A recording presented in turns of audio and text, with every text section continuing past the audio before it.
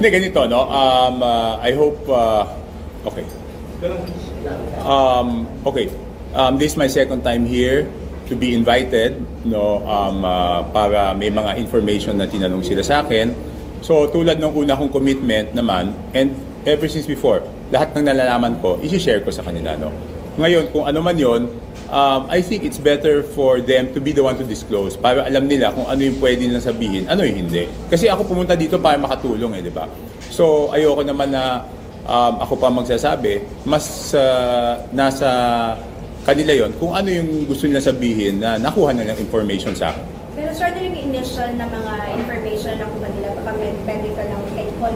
Huwag na, kasi sabi ko nga, I respect the ICI, we respect their process. It's up to them, no, to disclose kung ano yung mga importanteng nakuha na sa akin. Yun lang. But kung is it just about flood control ba or even No. It's not about flood control only. It's about infrastructure projects in general. Iba pa to sir dun sa mga may bago kayong information na ibinigay sa ICI additional dun sa ulo na ito. Yes, may mga bago silang tanong na clarifications para maintindihan nila mas lalo kung paano yung proseso. So, nagbigay tayo kung ano yung nalalaman natin tungkol sa mga bagay na yun. Siyempre, alam natin, sinabi natin, may mga bagay naman na hindi tayo aware. So, sinabi rin natin na hindi ako aware dyan sa sistema. Sir, is it all about budget insertions pa rin?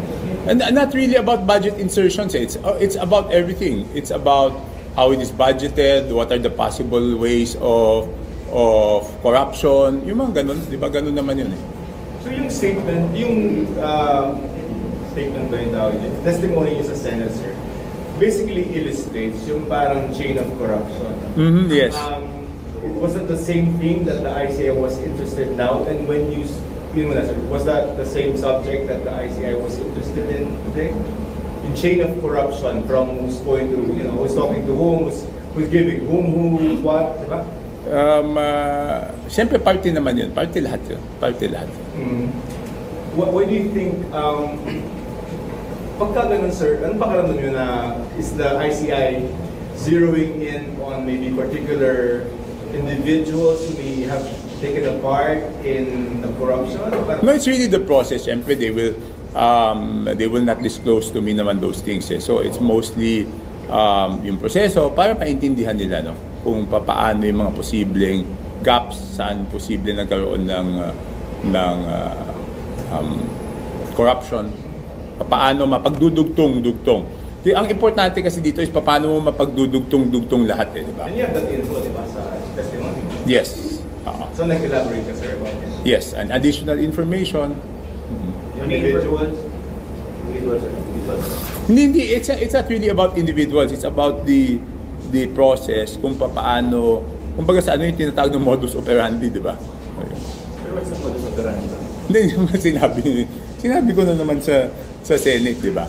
I mean, why will you, yung lagi ko sinasabi, why will you insert projects doon sa distrito na wala ka naman kinalaman, di ba? What is your kung wala kang political benefit doon, what is the benefit to you? Di ba? Sir, pinapabalik pa po ba kayo dito sa ICI? Wala pa naman sinabi. Pero yung nature na pagtawag sa inyo, biglaan lang talaga, sir. Hindi. Sinabi sa akin yan. I think, ano ba ngayon? Biyernes siguro. I think Monday or Tuesday. Sinabi sa akin. So yung ICI is under scrutiny. Number one, yung credibility kasi hindi nakikita ng tao yung investigation.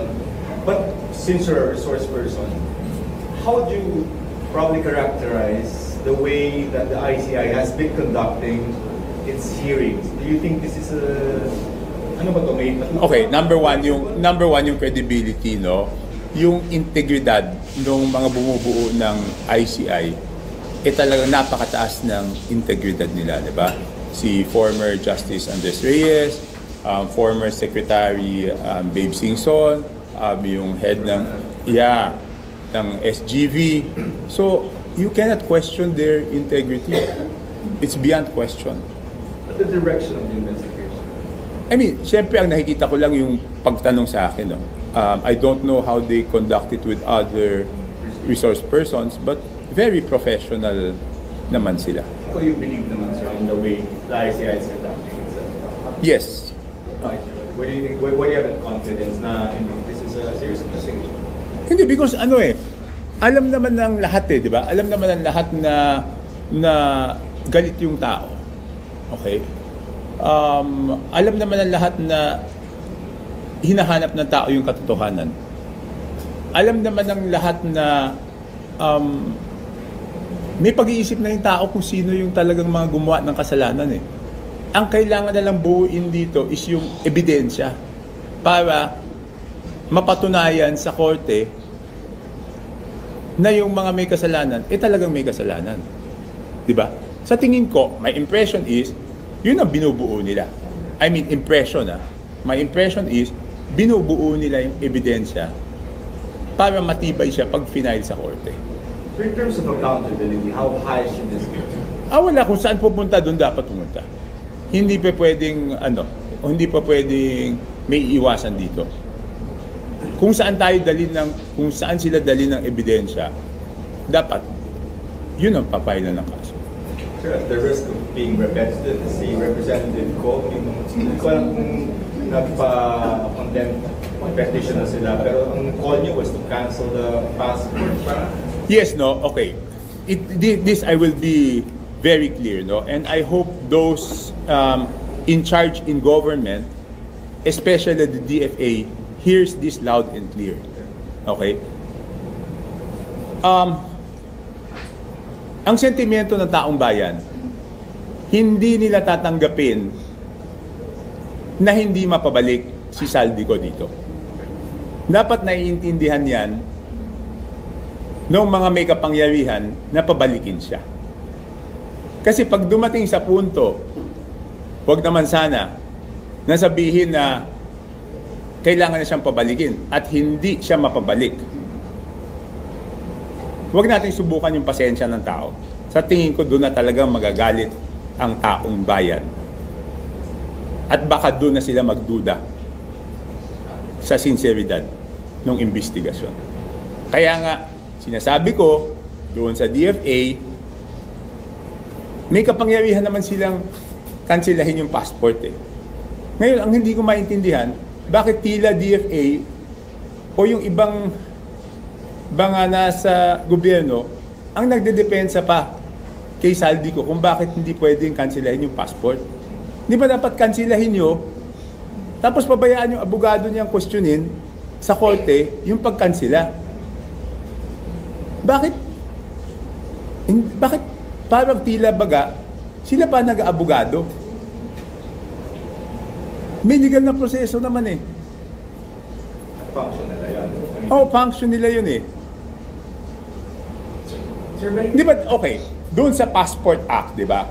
Doon sa Passport Act, RA 11983 yata yun. Tingnan nyo nga, baka mali ako eh.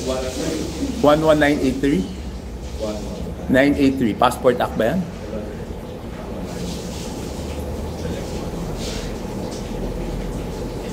Sir, anong tingin niyo? Bakit parang meron kami hindi Tama.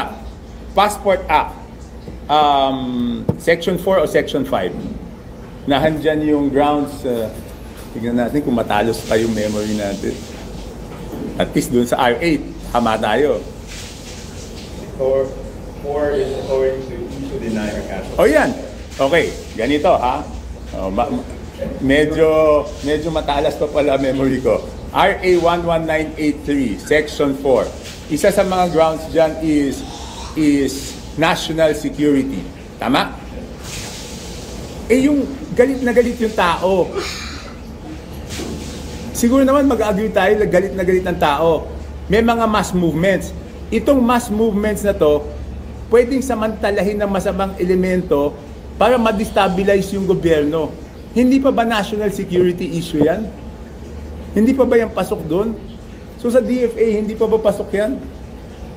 So bakit hindi nyo kanselahin? Tapos bahala na yung abogado niya mag-question. Sir, anong nakikita niyo possible reasons? Bakit parang hindi lumusan yung proseso ngayon? Yung pag-cancel ng passport, hindi ko nga alam eh. Kaya nga dapat sagutin ng DFA eh.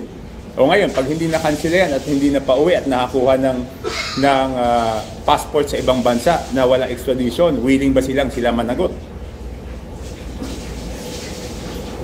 Pwede naman napahaging ng SIA yan. Hindi namin napag-usapan. Ano po? Hindi. Wala naman personalities eh. Wala naman kami personalities pinag-uusapan.